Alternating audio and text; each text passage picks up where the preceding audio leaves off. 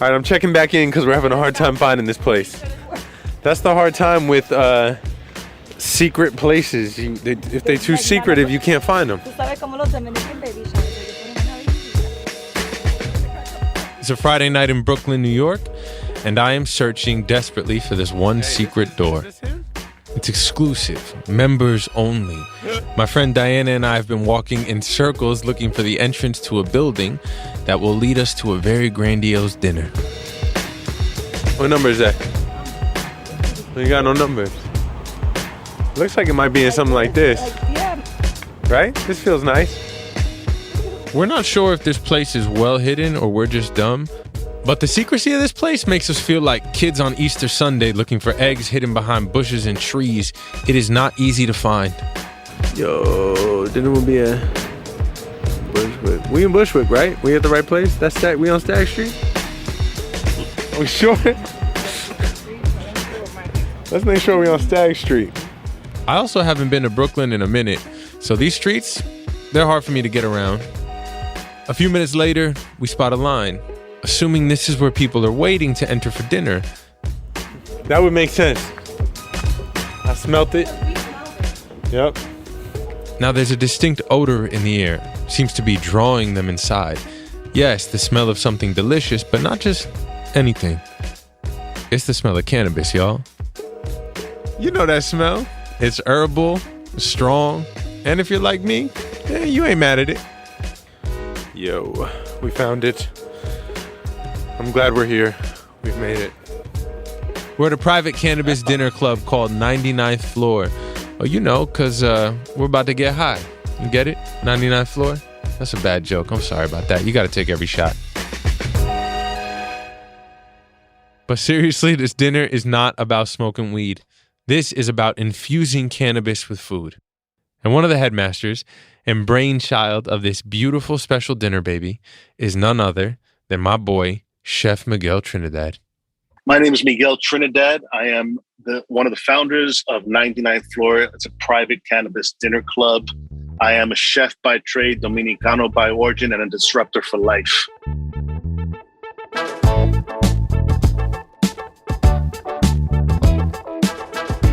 Today we're going to talk about the art of cooking with weed, how Chef Miguel got started in this industry, and how he is using these dinners to destigmatize the stereotype of cannabis, especially for brown folks. My name is Christopher Rivas, and this is Brown Enough, Stories Between Black and White. Let's go eat some weed, y'all.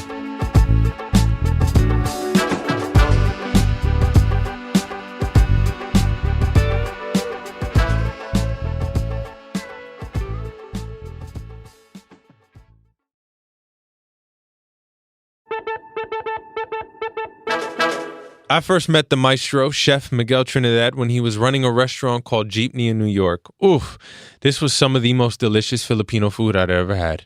It was there where I first tried balut, this really tasty fertilized duck egg. Yes, I know what many of y'all are thinking, but I swear, this was the best new thing I'd had in a while, and it is a very popular delicacy in the Philippines. Sadly, Jeepney is no longer with us.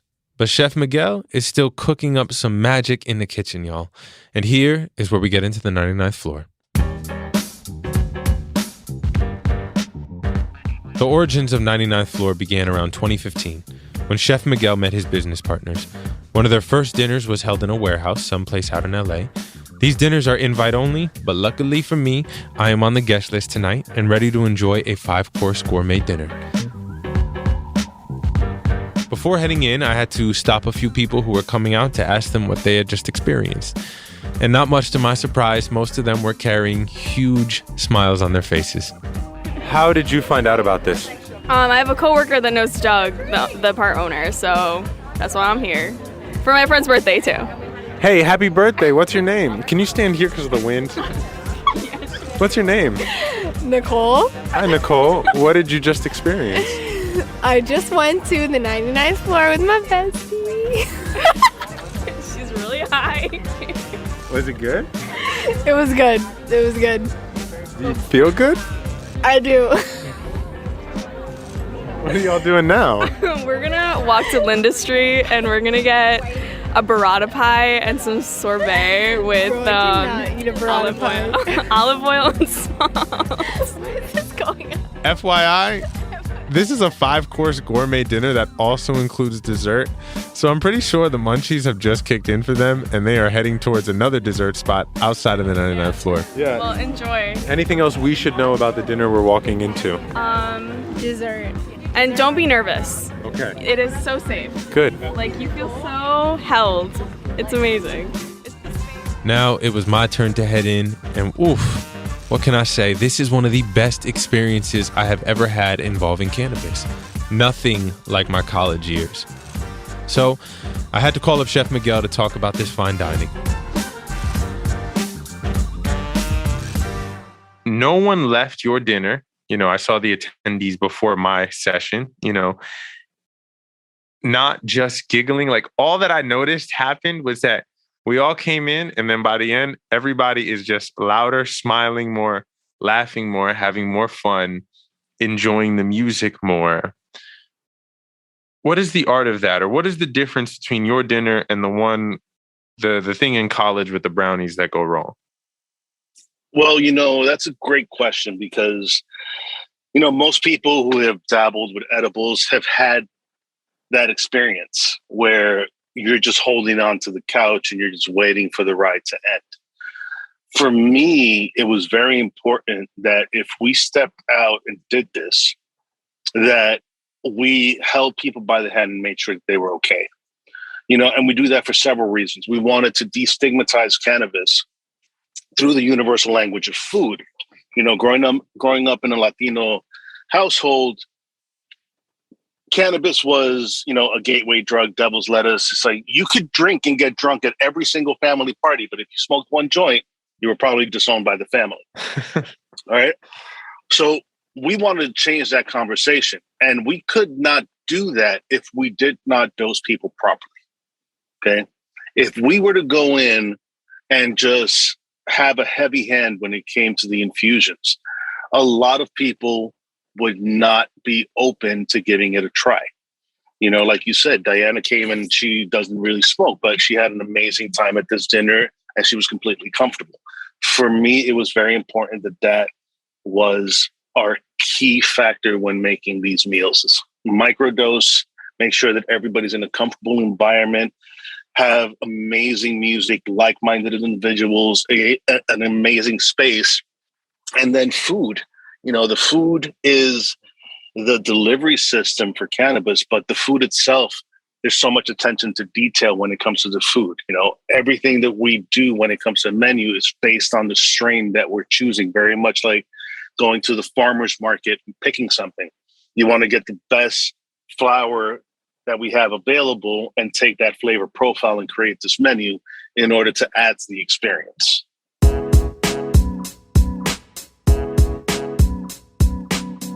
That night, there were about 20 guests, everyone seated next to each other like a nice Passover dinner. The music was dope, classic 90s hip-hop songs, the people were great, and the food was out of this world.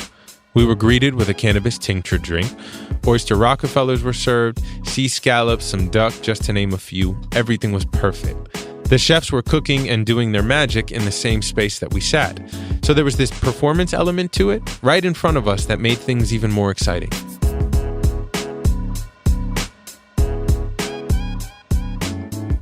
So not anyone can attend 99th floor. Why are these dinners so exclusive? Because you got to be down in order to get down. That's basically it. You have to know somebody in order to get in. There's a whole process. We have a lot of requests from people that tell us that they can smoke an ounce or, just smoke all day. And that's not our clientele. We're an elevated dinner club. So we want the right people at our events. We want people who want to enjoy food, who are connoisseurs, who are there for the experience. It's not about getting high. We don't allow people to smoke at our events because we want you to feel the effects from the food and the experience. I thought the environment you set was, like vibes, like your VP of Vibes. Is that you? Are you the VP of Vibes? Because everything you mentioned, the music, the way the door opens, the little drink that starts us off for the night. Is the environment in relation to food, or is the environment in relation to cannabis, or both? The music, the food, the environment, they all go hand in hand. When it comes to the music being played, my business partner has been a DJ, for most of his life. So, we want to play to the crowd.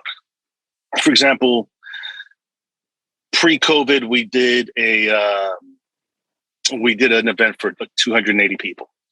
And this was out in Brooklyn, in the Gowanus area, a huge space. The theme was Great Gatsby. So it was all black tie. And the music was completely different. We had a live jazz performance. We had great classical music being played in the background. It added to the experience because everybody was decked out. I mean, everybody just looked amazing when they walked in.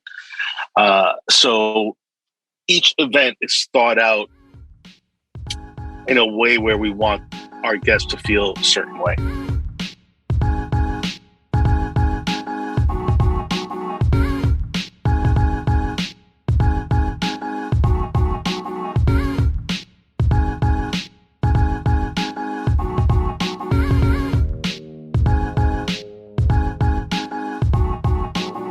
Can you give me an example of some of your favorite dishes you've made? There's so many to choose from. I would say, all right, for the last dinner, the raviolo was probably one of the best. Oh my God, it was so amazing. I've had, some family came down from Connecticut, my lady's family, and we were up there this past weekend for a wedding. The whole family wants to come down. And it's great because it's a large Italian family. Very few of them consume cannabis, but after hearing about this meal, now everybody wants to come down. So this is the goal, is to destigmatize that those negative thoughts about cannabis and food. The raviolo is fantastic. Lamb chops are always a hit. There's a dish that I do with aged sliced ribeye and Szechuan noodles. That's one of the absolute favorites. And then you go comfort, I do a beef consomme with spätzle, which, I could taste it right now as I'm talking about it. There's so many. The thing that blew me away was that Oysters Rockefeller. That thing was killer. That was fun because, we're just taking a classic recipe and it's like, all right, let me take something that's extremely classic, well-known, something that you'll see at very fancy dinners and just 99 floor it up, right? That was fun. That was delicious too. Now, I can't give away the secrets of how Chef Miguel cooks with cannabis because I don't know them. They are a secret for a reason. But there is precise measuring that is involved on how much cannabis he is using to make things tasteful and to get the right body response.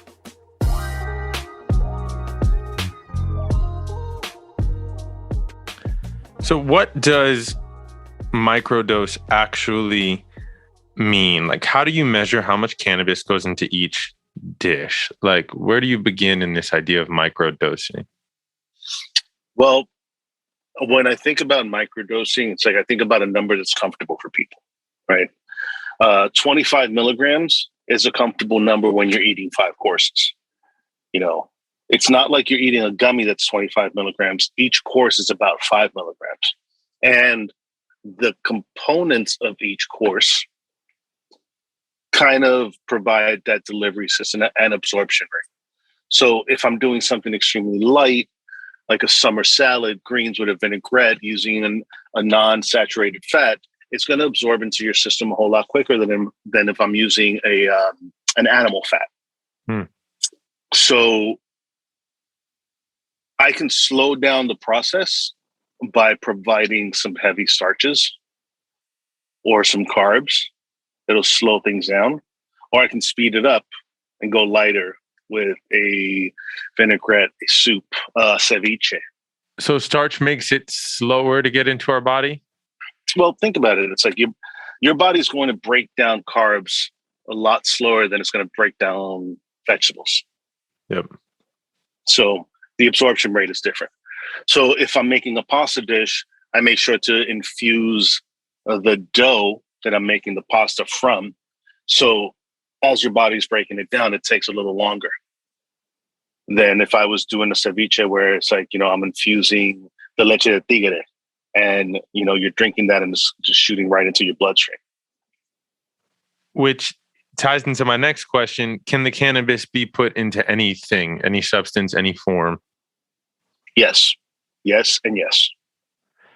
What flavor, spicy, savory, acidic, go best with cannabis? Depends on the strain. So if you're using something like a sour chem is earthy, right? It goes great with chocolate.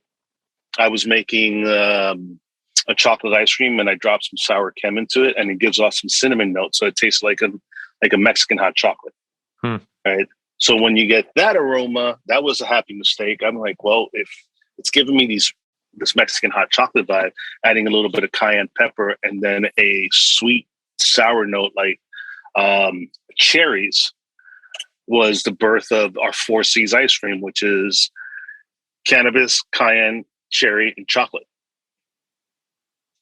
If you're using something that's very citrusy, then aigrettes go great with it. So it all depends on the strain. The strains each have their own terpene profile, and the terpenes are flavors. You find terpenes in everything, in cannabis and grapes and cherries. It's the flavor notes. So those notes determine what I'm going to pair with in order to make the cannabis a star.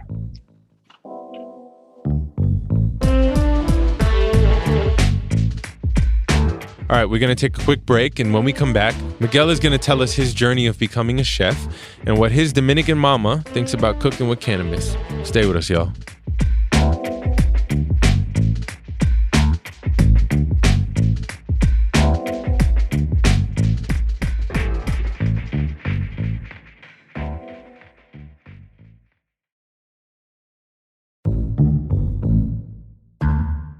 And we are back with Chef Miguel Trinidad of 99th Floor.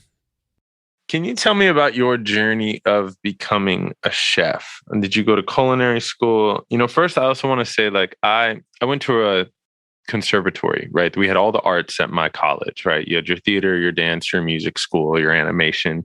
And I always felt like the one art that was missing was culinary, was cooking. Like, cooking is definitely an art. And I think we as a culture recognize that with all our top chefs and shows and documentaries. And we are obsessed with, the ins and outs of food, this art form. So what was your journey into entering the art form? My journey into entering the art of food was, I've been in the restaurant industry since I was 17.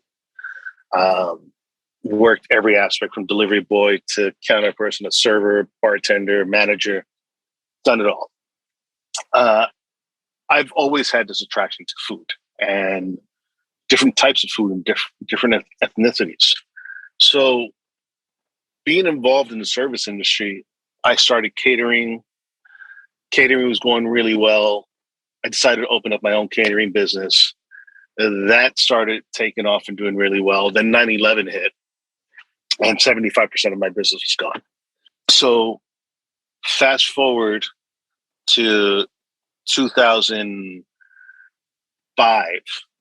I just happened to be sitting in front of a TV and I'm looking at this commercial for ICE, the Institute of Culinary Education.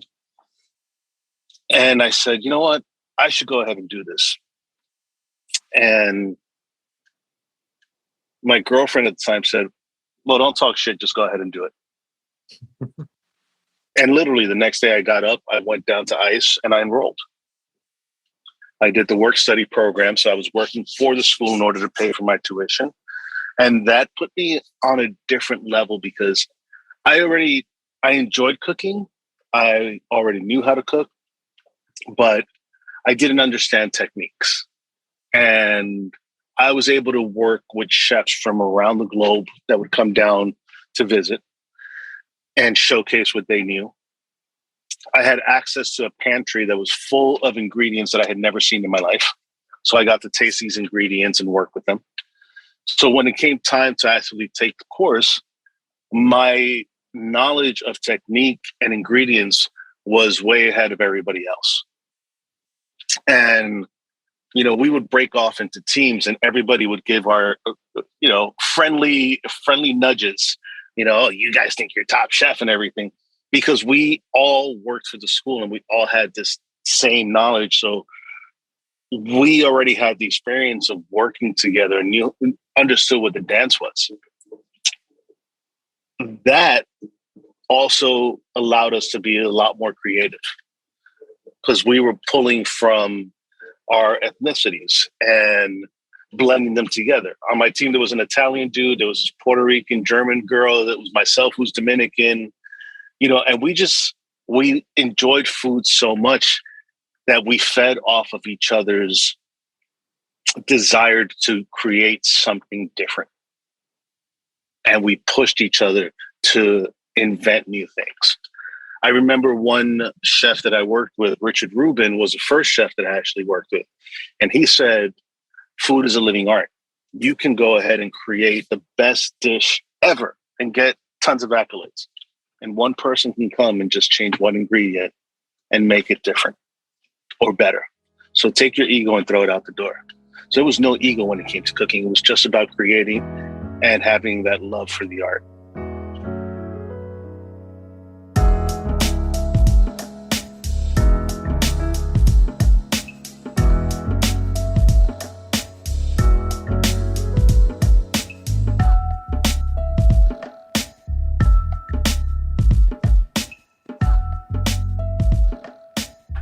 You feel intersectional in the way that you are combining cannabis and food. When I first met you, you were a Dominican man cooking at a bomb-ass Filipino restaurant. Did you ever get any sort of pushback about that from people, like this Dominican man running, this Filipino spot? Or is that what being a chef allows you to do? It allows you to be anything and cook anything. Man, you know what? I got a lot of pushback, both from Dominicans and Filipinos, right? So Dominicans were like, yo, why are you doing this and you're not cooking our food? And I'm like, well, this is just the place that I'm at right now. It doesn't mean that I won't cook Dominican food. It's just, this is where I'm at right now. And Filipinos would come in and ask me, they'd be like, who's the chef? So I'd come out of the kitchen and they would look at me and be like, you're not Filipino. How do you know how to cook our food? And my response to that was, have you ever made spaghetti? They're like, of course. I'm like, but you're not Italian. So how are you making spaghetti?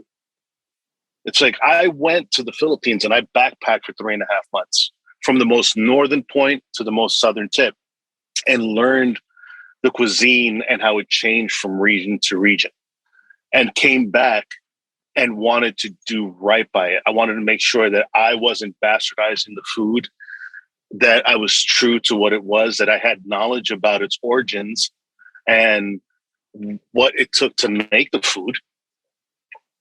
And I made Filipinos proud. Now, did I change it up a little? Absolutely. Did I put my own twist on stuff? Yes. Did it change it from what it was? No, because the flavor profile was there. Like I refuse to use any of the, I refuse to cheat. There's a lot of packets, seasoning packets that you can throw in. And I'm like, no, I'm going to go back to the roots. I want to learn how it was being made before these seasoning packets and these shortcuts came to be. So for me, it was very important to go back to those heirloom recipes and make them right. And then, of course, put my own twist on it, add a little bit of Dominican flavor to it. Mm-hmm. And that led to, huge success with both Maharlika and Jeepney. What Dominican dishes do you like to cook? Do you cook Dominican dishes at home? What's some top ones for the folks out there? Number one, beans. Listen, the beans have to be right. I mean, rice and beans. My daughter can eat that every single day, and Same. she's not even 2. She loves it. Lambi, which is conch. Right? My mother has a recipe that's, it can be 2 ways with Spanish influence, tomato, olives, and onion, and then more of a ceviche style for summertime. I can eat that any time of day or night. Any type of seafood that we cook, pescado con coco, camarones, enchilados. That's how my mother calls them. But there was no spice to it. It was just tomato sauce, onions, olives, peppers, and vinegar. And I mean, whenever she wants to get the family together, she makes her steak.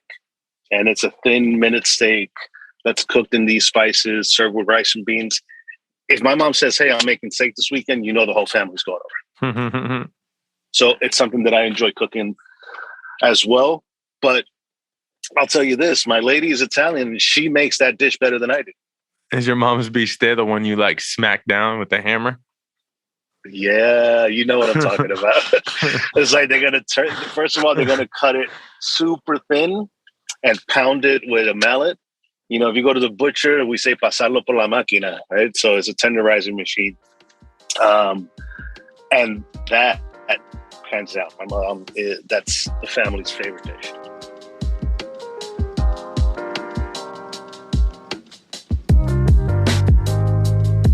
When Miguel was first introduced to cannabis, like many of us, it was all about getting high. But as he got older and learned about the medicinal benefits of marijuana, his mind started to change about it. However, someone who has not changed their thoughts about it is his Dominican mama.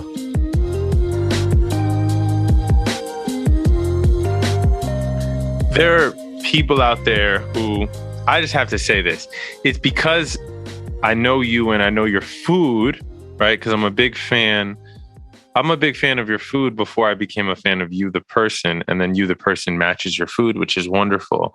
That never before meeting you would I ever go to one of these dinners because of my college experiences, truly. Because I have one where I really remember just 2 days of this is never again. Never again am I just pouring a bunch of oil and stuff. So there are people out there who have this experience, like you said. There are people who think it's a gateway drug. There's your own history of Latino stigmatizing of cannabis.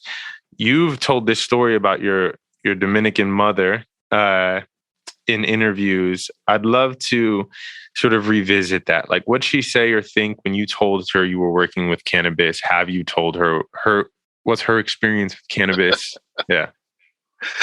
My mother's reaction when I told her is Mom, listen, it's going to come out. It's I'm cooking with cannabis. Okay. I'm marijuana, mommy. I'm cooking with marijuana. Ay, mijo, you're going to end up in jail. You're going to end up in jail. That's it. I know. Tú vas a ser que va a estar preso. I'm Mom, it's okay. I'm not going to jail for this. It's I'm using it in a very responsible way. I'm trying to educate people on how to consume it. I'm pairing it with food. So I'm not out there slinging, weed on the corner. And she goes, well, you might as well, because that's exactly what's going to happen. And it took, listen, we started doing this 7 years ago, and I'm still trying to convince my mother that it's okay. She has ingested it. She has used topicals. I've given her edibles for her to try, and it has it does affect her in a positive way. However, she still believes, and this is going back to, the Nancy Reagan days where it's drugs are just bad. It's she's been brainwashed that it is horrible, that cannabis is just terrible, and you're going to end up in jail. She has taken edibles that I've given her for sleep and for pain. And then when she knows she has a doctor's appointment, she's oh, I don't want to touch it because they're going to find it in my bloodstream and I'm going to go to jail. Nobody's putting a 70-year-old woman in for taking some cannabis to go to sleep. So I'm still trying to convince her. And I know what it's going to take. It's going to take for a doctor to say, here, you should use this, for her to actually believe that it's good. Which is the case with so many Latinos. You're going to have to hire someone to dress like a doctor, like give them some scrubs. I'm just going to have to get my degree, my PhD, and be like, see?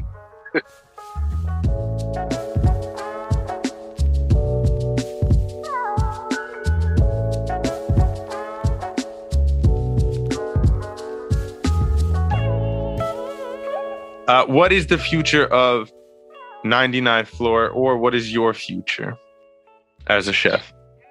Well, my future as a chef and 99th Floor, there's definitely a Dominican restaurant coming at some point. Cool. Right? It's something that I've been working on for years. And, that momentum was slowed down because of the pandemic. So it's still there. Like, the plan is still there. It's all a matter of getting the right people and investors involved. When it comes to 99th Floor, we're still pushing the envelope with destigmatizing cannabis and educating our communities on how to use it properly. And eventually down the road, we do see a product line being released. But what's most important is to continue to educate and let people know that, hey, this is actual medicine and you can have it in any form. Like, you can have a sancocho that's infused, right? It's going to take away all your pain and you'll sleep great. I want to wean our communities away from all this manufactured medicine and educate them on what's right when it comes to cannabis and how it can help our bodies, our minds, and our spirits.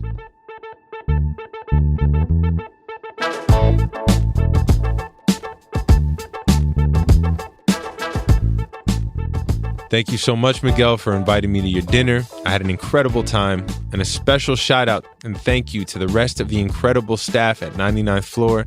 Y'all are amazing. Everyone, go to a 99th Floor dinner. And please, Miguel, make it down to LA. Bring that Dominican food here. I am in need of a spot to eat at. Some delicious, authentic Dominican food. Thank you, brother. Thank you, everyone listening. Peace and love.